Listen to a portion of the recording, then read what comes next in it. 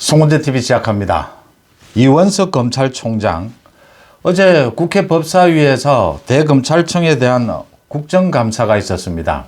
그 자리에서 하루 종일 이원석 검찰총장이 여야 국회의원들의 질문에 대답을 했습니다. 이재명에 대한 검찰 수사 부분에 대해서 공방전이 이어졌습니다. 이 과정에서 이원석 검찰총장이 명료하게 이재명을 둘러싼 검찰 수사에 대한 각종 논란에 대해서 해명을 하고 반박을 했습니다. 그러면서 이원석 검찰총장이 어제 굉장히 인상적인 이야기를 했습니다. 그러니까 이원석 검사라고 하는 사람의 지금의 고민이 뭔가라는 걸 털어놓는, 이원석은 한동훈 장관과 사법연수원 동기이기도 합니다. 이원석 검사라고 하는 사람이 지금 무슨 고민을 하고 있는가라는 걸 깊이 들여다볼 수 있었습니다. 바로 이 부분입니다.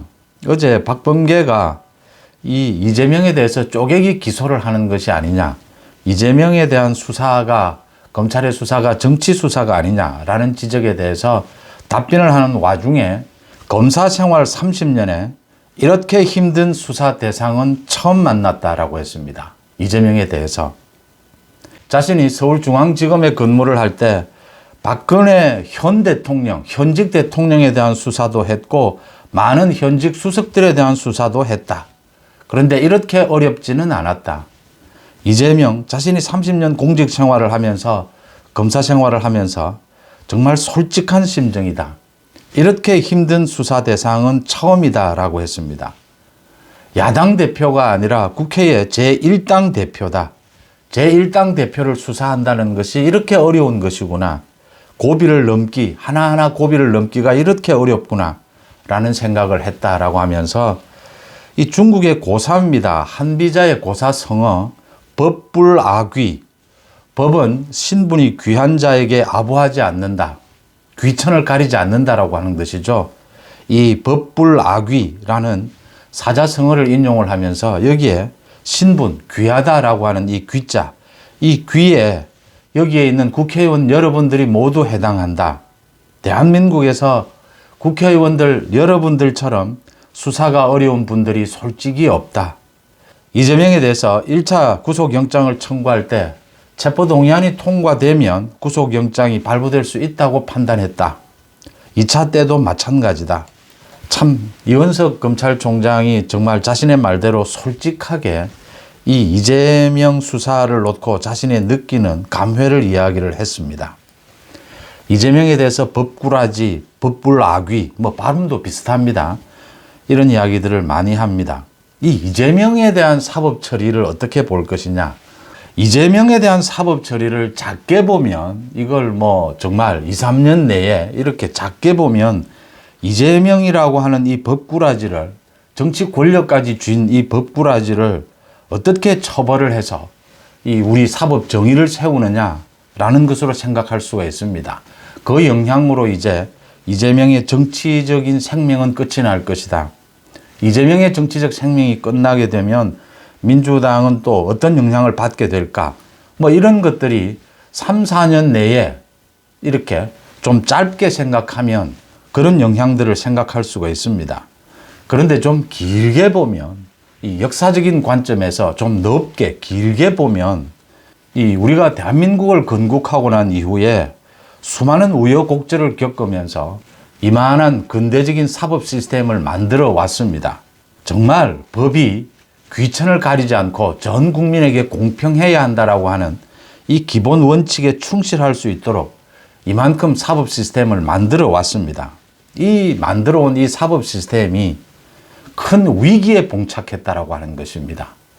과연 지난 70년이 넘게 만들어 온 대한민국의 지금 사법 시스템이 공정한가라고 하는 질문을 던지지 않을 수가 없다라는 겁니다. 이 이재명의 사법 처리에 있어서. 그래서 정치적인 영향, 이건 뒤로 하고, 이재명을 제대로 공정하게 법치에 맞게 사법 처리하는 것이 우리 지난 70년 넘게 우여곡절 끝에 이만큼이라도 발전시켜온 대한민국 사법 시스템을 신뢰할 수 있느냐 없느냐, 그 시험대에 섰다라고 하는 것입니다. 50년, 100년이 지난 뒤에 이재명의 이 사법 처리를 보면서 그런 생각을 하게 될 것입니다. 그때 이재명을 제대로 사법 처리하지 못했다면 대한민국의 근대적인 사법 시스템은 완전히 무너지게 되는 것입니다. 이원석 검사 생활 30년에 이재명에 대한 수사가 왜 이렇게 어렵고 이렇게 힘든 수사 대상을 만날 수가 없었다. 처음 만난다. 이렇게 토로해야 됐을까? 가장 핵심적인 건 두 가지입니다. 하나는 이재명의 사법 방해와 이재명의 가짜 뉴스입니다. 이 사법 방해와 가짜 뉴스, 우리 법 개념에는 아직 정비가 되어 있지 않습니다. 제대로 이게 입법이 되어 있지를 않습니다. 미국에서는 굉장히 오래전부터 사법 방해, 가짜 뉴스에 대해서 엄벌에 처하고 있습니다. 그만큼 사회적인 해악이 심했기 때문입니다. 지금으로부터 한 20여 년 전에, 20년까지는 안 됩니다만 한 20여 년 전에 노무현 정권 때의 일입니다. 노무현 대통령이 소위 로스쿨을 만들었습니다. 그 다음 인터넷 언론 등 광범위한 이런 언론에 대해서 소위 취재를 허가하고 똑같이 기존의 언론들처럼 기자실도 개방을 하고 이렇게 언론에 대해서 대대적인 혁신 작업을 했습니다. 그때 나왔던 우려입니다. 이렇게 로스쿨로 가게 되면 변호사들이 넘쳐나게 될 텐데 지금은 의사 정원 가지고 뭐 여러 가지 갈등이 있지 않습니까? 변호사들이 넘쳐나게 될 텐데 그러면 미국같이 사법 방해가 엄청나게 발생할 수 있을 것이다. 법꾸라지들이 많이 생겨나게 될 것이다. 거기에 대한 대책이 필요하다라는 이야기가 제기가 됐습니다. 또 인터넷 언론, 인터넷의 발달에 따라서 인터넷 언론, 인터넷 기자들에 대해서 이렇게 광범위하게 모든 것을 허용하게 되면 이게 가짜 기자, 가짜 뉴스가 엄청나게 생겨나게 될 것이다. 여기에 대한 대책을 세워야 한다라는 이야기가 나왔습니다. 제가 선명하게 기억하는 노무현 전 대통령의 여기에 대한 답변이었습니다. 구더기 무섭다고 장을 못 담글 것이냐. 우리나라의 발전을 위해서 해야 할 일은 해야 한다. 가짜뉴스가 우려가 되더라도 인터넷 언론, 언론의 자유를 광범위하게 보장할 필요가 있다라고 했습니다. 그런데 그 뒤에 가짜뉴스에 대해서 엄벌을 처하는 이게 소위 징벌적 손해배상제입니다. 이 징벌적 손해배상제에 대한 법안은 만들어지지를 못했습니다. 지금까지 만들어지지를 못했습니다. 그 다음 이 각종 법꾸라지들의 사법방해, 이 사법방해에 대해서도 엄벌에 처하는 법안을 만들지를 못했습니다. 지난 15년, 20년 동안에 이 사법방해와 가짜뉴스에 대해서 처벌 법안을 만들지 못하는 사이에 이재명이라고 하는 이원석 총장의 말대로 정말 듣도 보도 못한 이런 정치 권력까지 장악한 법꾸라지가 나타났던 겁니다. 이 법꾸라지가 나타나서 사법방해와 가짜뉴스를 가지고 자신의 어마어마한 개인 비리를 지금 덮기 위해서 발부둥을 치고 있습니다. 여기에 대해서 대한민국 검찰이 수사를 하고 대한민국 사법부가 재판을 하는데 얼마나 많은 허점이 있는가라는 것들이 속속 드러나고 있습니다. 그래서 지금 이재명에 대한 이 사법 처리를 계기로 해서 우리 법 체계, 우리 사법 시스템 전반적으로 점검해야 될 필요가 있다는 이야기가 나오는 까닭입니다. 어제 많은 일들이 있었습니다. 이원석 검찰총장의 이 솔직한 말 이외에도 어제 발생한 일 중에 하나가 가장 먼저 서울중앙지법에서 지금 이재명에 대해서 대장동 재판을 하고 있습니다. 이 재판에 백현동 또는 위증교사까지 검찰이 최근에 모두 기소를 했습니다. 이걸 병합할 것이냐 병합하지 않을 것이냐 이 논란입니다. 이 대장동 재판부가 이 병합 여부를 가지고 조금 있다가 재판을 열어서 며칠 뒤에 재판을 열어서 결정하겠다라고 했습니다. 검찰은 그러니까 지금 백현동은 대장동과 합치고 병합을 하고 위증교사는 워낙 이 범죄의 구성 요건이 성질이 다르다라고 해서 위증교사는 따로 떼서 재판을 하는 것이 맞지 않느냐 이 주장을 하고 있습니다. 이재명 변호인단 측에서는 이재명 측에서는 병합을 원하는 겁니다. 재판 지연을 위해서 이렇게 모두 합하면 재판이 뭐 언제 끝날지 알 수가 없으니까 대장동과 위례 또 백현동 모두 굵직굵직한 사건이니까 순차적으로 심리를 하자라는 겁니다. 대장동 먼저 하고 그 다음 위례 먼저 하고 그 다음 뭐 백현동 먼저 하고 성남FC 하고 그 다음 위정교사 하자. 이러면 10년, 20년 걸릴지 모른다라고 하는 겁니다. 이재명이 이런 식으로 재판 지연을 하려고 하는 이걸 검찰이 어떻게 막을 수 있을 것이냐. 어제 이원석 검찰총장이 국정감사에서 이 부분에 대해서도 밝혔습니다. 그러니까 사건이 아무리 방대해도 이렇게 대장동에 백현동을 병합하는 것은 어쩔 수가 없다. 이 재판이 복잡해지더라도 이 혐의의 성격이 너무 비슷하고 이건 이재명이 성남시장 시절에 저질러졌던 일이다. 이 사건의 병합이라고 하는 건 기본적으로 피고인을 위해서입니다. 피고인의 인권을 위해서입니다. 그러니까 재판을 전부 피고인이 한 사람일 경우에는 관련되는 재판을 모두 모아서 재판하는 것이 재판을 하기도 여러 가지로 효율적이고 또 형을 정하는데도 여러 가지 혐의를 같이 묻게 되면 피고인에게 양형이 유리하게 되는 경우가 많습니다. 유리하게 되도록 또 이렇게 규정이 되어 있습니다. 그래서 피고인의 인권을 위해서 또 재판의 편의를 위해서 이렇게 병합하도록 되어 있는 것은 맞습니다. 그럼에도 불구하고 가장 중요한 것은 이 피고인에 대해서 정확한 재판을 할 수 있느냐, 신속한 재판을 할 수 있느냐도 가장 중요한 헌법상의 전 국민에게 보장된 권리입니다. 이 부분을 이야기를 했던 겁니다. 이 이원석 검찰총장이 대장동, 위례, 성남FC에 백현동까지 병합하는 것은 이해할 수 있다. 그런데 위정교사는 김진성이라고 하는 사람이 있습니다. 이재명의 공범으로 지금 기소가 된 사람입니다. 소위 이재명 위정교사의 그 결정적인 증거가 됐던 녹음 파일, 이 녹음 파일이 들어있는 휴대폰 주인입니다. 김진성. 백현동 관련해서 김인섭을 압수수색할 때 이 김진성이 김인섭의 비서로 있었기 때문에 김진성도 같이 압수수색을 했는데 거기에 예상외로 김진성 휴대폰 안에 이재명이 김진성에게 위정교사하는 내용이 들어있었던 것입니다. 그래서 지금 어제 이원석 검찰총장이 한 이야기가 이건 이재명뿐만이 아니라 공범인 김진성도 있다. 그 다음에 이재명이 성남시장 시절이 아니라 경기도지사 시절에 이루어졌던 일이다. 범죄다. 비리다. 그래서 이거는 따로 사건을 떼내서 재판하는 것이 맞지 않느냐. 누가 봐도. 라는 이야기를 했고 그게 지금 설득력을 얻고 있는 것입니다. 지금 서울중앙지법의 형사 33부입니다. 재판부에서 가급적이면 이재명의 재판을 모두 병합해서 하겠다라는 입장입니다.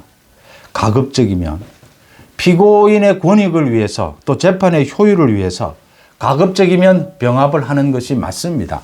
그런데 위정교사까지를 병합해야 하느냐라는 걸 생각하지 않을 수가 없습니다. 이런 시스템을 악용해서 법부라지들이 모두 빠져나가려고 이렇게 몸부림을 친다라는 것입니다. 이걸 잡아낼 수가 없다라고 하는 부분입니다. 이 부분을 생각하지 않을 수가 없습니다. 또 어제 한 가지 일이 있었습니다. 그 소위 이화영 대북 송금 재판에서 이화영이 세 번째 구속영장이 발부가 됐습니다. 거기에 뭐 반발이라도 하듯이 재판부에 대해서 기피 신청을 냈습니다. 명백한 또 재판 지연 행위입니다. 재판을 지연시키겠다라고 하는 것입니다. 재판 기피 신청, 재판부에 대해서 기피 신청을 할 수 있도록 보장하고 있습니다. 그런데 이게 명백한 사법방해, 이 재판 지연이다라는 게 분명해지면 이 재판 기피 신청을 바로 거부를 해야 합니다. 이 재판 기피 신청을 하면 일단 뭐 2달, 석 달 이렇게 또 심리를 해야 된다. 재판이 열리지가 않습니다. 그걸 노리는 겁니다. 어제 또 하나의 일이 있었습니다. 서울 서부지법에서 열린 유시민에 대해서 한동훈 장관에 대한 명예훼손 혐의입니다. 유시민에 대해서 항소심 재판이 열렸습니다.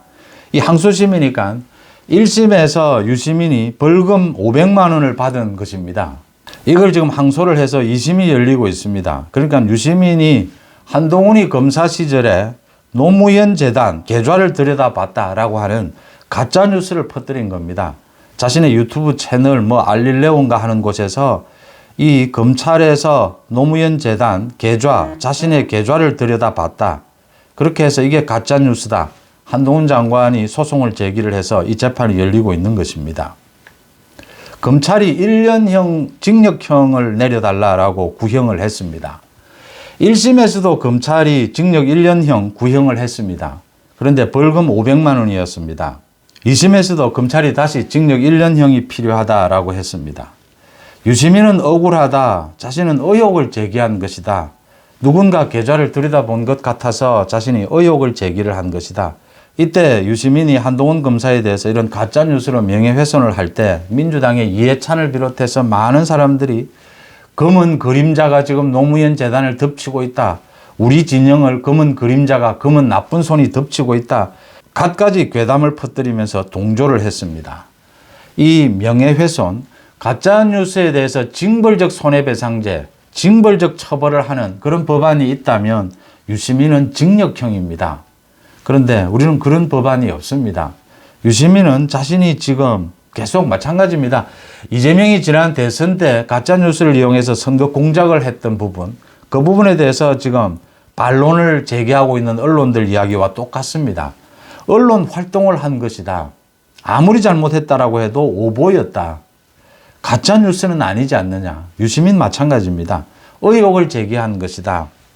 자신도 유튜브 기자다 이렇게 주장을 합니다. 이 의혹을 제기한 것을 놓고 이걸 처벌을 하면 어떻게 하느냐 합니다.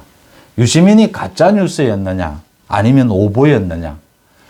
누구나 은행 계좌를 들여다보면 검찰이든 누구든 은행 계좌를 들여다본 사실은 그 사실 기록 자체가 남습니다. 추후에 본인에게 통보도 됩니다. 자기가 필요하면 이 부분을 확인할 수도 있습니다. 이 모든 사실을 유시민은 다 알았던 겁니다. 검찰이 들여다보지 않았다는 걸 알면서 이 사실을 검찰을 공격하기 위해서 당시에 윤석열 한동훈 검사를 공격하기 위해서 이 가짜뉴스를 퍼뜨렸습니다.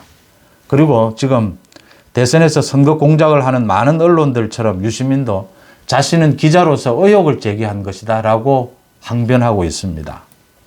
이 가짜뉴스를 지금도 징역형에 처할 수가 있습니다. 이 가짜뉴스를 통한 명예훼손 5년 이하의 징역형에 처할 수가 있습니다. 유시민을 징역형에 처하지 못하면 앞으로 지난 대선에서 가짜뉴스를 이용한 선거 공작, 이재명이 관계가 되어 있는 부분이 드러나게 될 겁니다. 이재명도 많은 언론이 의혹을 제기해서 자신도 그런 부분들을 대선에서 의혹을 제기한 것이다 라고 발뺌을 또 할 겁니다. 처벌이 안 된다라고 하는 겁니다. 유시민은 지금 속으로 웃고 있을 겁니다. 검찰이 1년형을 구형을 해도 1심에 500만 원 나왔으니까 2심에서도 500만 원 아니면 300만 원일 것이다. 이렇게 지금 생각하고 있을 겁니다. 그러면서 겉으로는 자신이 억울하다 이렇게 이야기하고 있습니다. 가짜뉴스로 인한 폐해는 나라를 뒤흔들 정도입니다. 대통령 선거 결과를 뒤집으려고 했습니다. 이 유시민은 대한민국 검찰을 뒤흔들려고 할 목적으로 이 한동훈에 대해서 가짜뉴스를 퍼뜨렸습니다. 그런데 그 죄는 500만 원입니다. 벌금 500만 원. 유창훈 부장판사 이제 마무리를 할까 합니다. 유창훈 부장판사가 이재명의 영장실질심사에서 이재명에 대해서 구속영장을 기각을 했습니다. 그러면서 야당 대표여서 많은 여론의 감시와 비판을 받으니까 구속할 필요가 없다라고 했습니다. 위정교사가 인정이 됨에도 불구하고 구속할 필요가 없다라고 했습니다. 그런데 어제 이원석 총장은 법불아귀, 이 귀한 사람, 법을 피해 나가려고 하는 사람, 검사생활 30년에 이렇게 힘든 수사 대상은 처음 봤다라고 하는 이 법불아귀의 이 귀한 사람 중에는 국회의원이 있다. 야당 대표 이재명이 아니라 국회 제1당 대표 이재명. 수사하기가 너무나 힘들다. 이 자리에 앉아있는 국정감사장에 앉아있는 많은 국회의원들, 이 국회의원들 수사가 이렇게 어려운 것이다 라고 했습니다. 유창훈 부장판사, 이재명이 야당 대표여서 구속할 필요가 없다라고 했습니다. 이원석 검사, 유창훈 판사 서로 생각이 다를 수 있습니다. 또 김영수 사법부에서 도저히 인정할 수 없는, 판사로 인정할 수 없는 그런 판결을 내린 판사들도 있습니다. 유창훈이 좌파 판사인지 김명수가 지령을 내린 건지 이재명의 로비를 받은 건지 확인할 수는 없습니다.